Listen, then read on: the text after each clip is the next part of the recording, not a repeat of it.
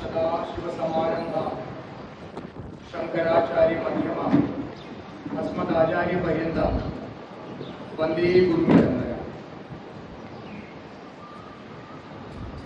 आदरणीयः मुख्यातिथिः गुरुजी ऋषि कैलाश महोदयः, अस्माकं मंदिरस्य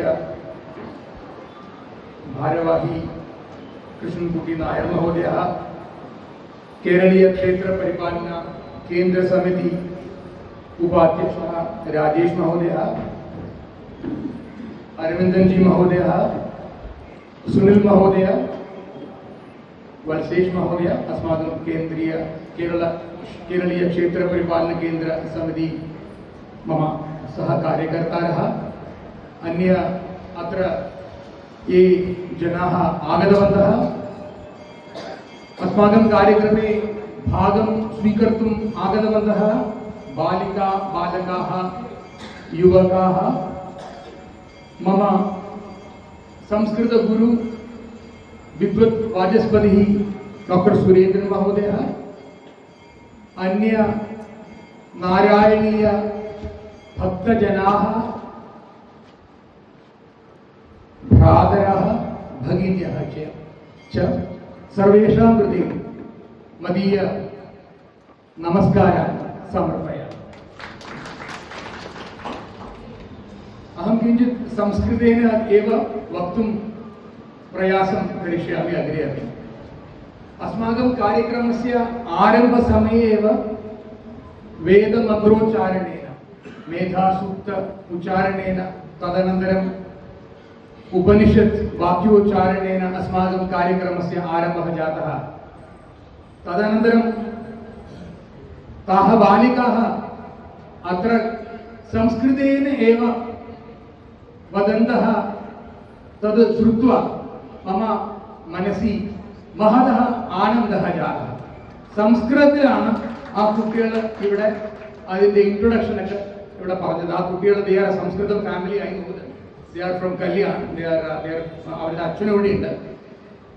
അവരുടെ വീട്ടിൽ അവരുടെ മാതൃഭാഷ ഇതാനും സംസ്കൃതം കുറുവന്തः സന്തി. കേരളീയ ക്ഷേത്ര പരിപാലന കേന്ദ്ര സമിതി 2007 നമ്മൾ ഈ സംഘടനയുടെ ആരംഭം.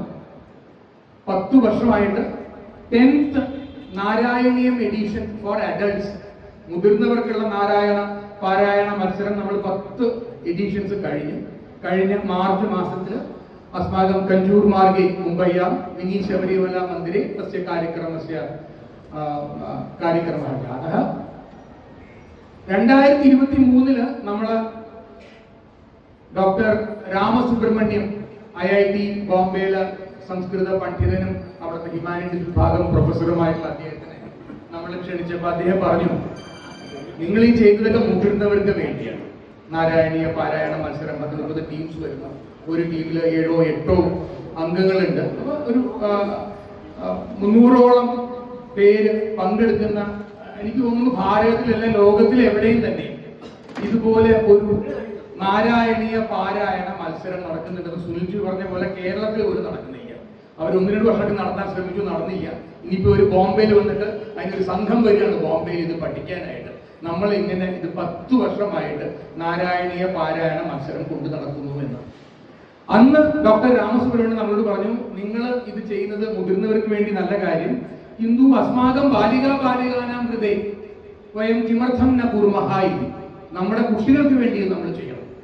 അപ്പൊ നമ്മൾ 2023 ഓഗസ്റ്റ് മാസത്തിൽ പമ്പയിലുള്ള ശ്രീ വിഷ്ണു അയ്യപ്പ മന്ദിരത്തിൽ നമ്മൾ ആദ്യമായിട്ട് ഈ ഒരു കാര്യക്രമം നടത്തി. അന്ന് നമ്മളൊരു ടീം മത്സരമായിട്ടാണ് നമ്മൾ അത് ഒറിജിനലി നമ്മൾ ആയോജനം ചെയ്തത്. പക്ഷെ കുട്ടികളെ ഒരുമിച്ചിരുത്തുക എന്നുള്ളത് അവർക്ക് പരീക്ഷ, exam, computer class, hockey class, basketball class, piano class, കുട്ടികളെ കിട്ടാൻ വലിയ പാടാണ് ഒരുമിച്ച്. അപ്പൊ അവർക്ക് പ്രാക്ടീസ് ചെയ്യാനും പാടായതുകൊണ്ട് നമ്മൾ അതിനെ ചെസ് മുതൽ സ്വിമ്മിങ് വരെ, എന്താ പറയാ, കുതിര സവാരിയൊക്കെയാണ് കുട്ടികൾ പഠിക്കണത് ഇപ്പൊ. അപ്പൊ നമ്മൾ വിചാരിച്ചു അത് അവരുടെ നടക്കട്ടെ, പക്ഷെ അവർക്ക് നമ്മുടെ ഈ ഒരു tell them about our culture.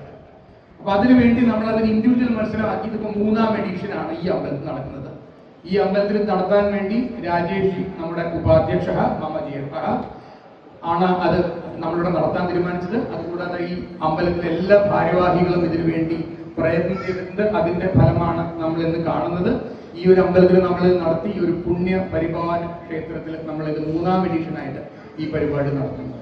Y for children എന്നുള്ളത് അന്ന് ഡോക്ടർ ബാലസുബ്രഹ്മണ്യൻ, ഡോക്ടർ രാമസുബ്രഹ്മണ്യൻ മഹോദയ എന്നോടും സുനിൽജിയോടും പറഞ്ഞത് സ്വാമി വിവേകാനന്ദന്റെ ഒരു വാക്യം പറഞ്ഞിട്ടാണ്. അന്ന് അദ്ദേഹം പറഞ്ഞു, the future is built on the past. We have to be proud of our ancestors.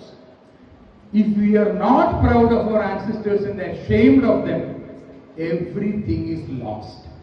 ഇതാണ് അന്ന് എന്നോടും സുനിൽജിയോടും ഡോക്ടർ രാമസുബ്രഹ്മണ്യൻ മഹോദയ ഇറങ്ങാൻ നേരത്തെ പറഞ്ഞത്. അന്ന് ഞങ്ങൾ വിചാരിച്ചു നമ്മൾ എന്തായാലും ഉടനെ തന്നെ ഇതിന് പ്ലാൻ ചെയ്ത് കുട്ടികൾക്ക് വേണ്ടി നാരായണീയ പാരായണ മത്സരം നടത്തണം. അതിന്റെ പരിണിത ഫലമായിട്ടാണ് നമ്മൾ ഇന്ന് കാണുന്ന ഈ ഒരു കാര്യക്രമം ഇവിടെ നമ്മൾ ചെയ്യുന്നത്. 10 വർഷം മുതിർന്നവർക്കുള്ള കാര്യക്രമം, 3ാം വർഷം കുട്ടികൾക്കുള്ള കാര്യം. നാരായണീയം എഴുതിയ ഭാഷ ഏതാണ്?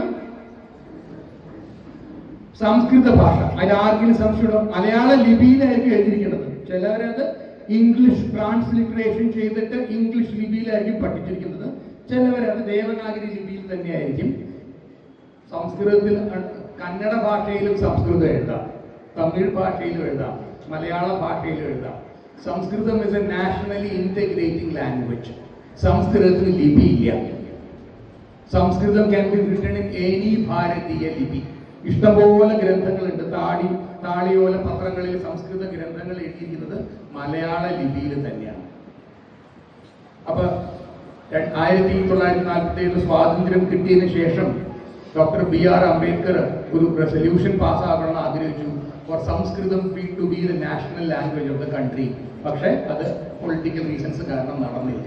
നമുക്ക് നഷ്ടപ്പെട്ടത് ഏറ്റവും വലിയ രത്നമൂല്യമാണ്. അത് വീണ്ടെടുക്കാനുള്ള ഒരു പ്രയാണമാണ് നമ്മുടെ ഇപ്പം. അतः एव अस्माकं मुम्बै मध्ये संस्कृतस्य कृते इदानीं बहु किमपि इदानीं अत्र प्रचलन्तः सन्ति. पौवै എന്നുള്ള സ്ഥാനം, അവിടെയാണ് ഞാൻ താമസിക്കുന്നത്.